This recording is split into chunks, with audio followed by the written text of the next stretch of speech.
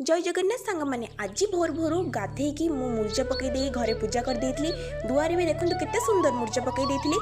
श्रिया मु बाहर जाइली मंदिर फास्ट मु संतोषी माँ को दर्शन करी, तापर गणेश ठाकुर को, तापर शिव ठाकुर को दर्शन करके देखिली गोटे आकाश दीप, बाकी ये दीप ही नाला।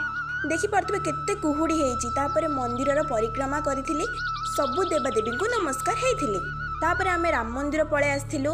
देखिपे एबे भी एते कुहुड़ी माने केते भोर आमे जाइछु, आपण मान जानि पारथे। हनुमान को दर्शन करथिलु, तापर राम लक्ष्मण माता सीता को दर्शन करथिलु। एडा पछपट मंदिर।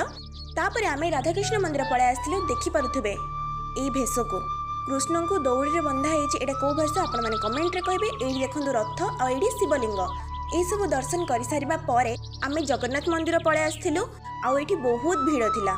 शांति शांति दर्शन कर सारिबा परे आमे सब जगह दीप लगे देथिलु। आ एठी भी वृंदावन देवी पाखे दीप लगे देथिलु। दीप लगे सारिबा परे माँ लक्ष्मी को आमे दर्शन करथिलु। देखि परथे माँ केते सुंदर देखा जाउचंते। अरुण स्तंभ को छुई नमस्कार ही घर को आमे फेरी जाइथिलु। आ आसला बेले काली जेहेतु हमर गुरुवार ओसा स्टार्ट होउची, सेति पई आमे ए सब जिंस नै के आस्थिलि। आ एठी हमको अजा छाड़ी दे कि सी देखंतु केमते आसुचंते। से तो पूरा तांको स्त्री से तो पूरा मजा रे आसुचंते स्टाइल मारी कि। आ देखि परथे कि स्माइल। तापर आमे खाई देथिलु मंदिर रे ही।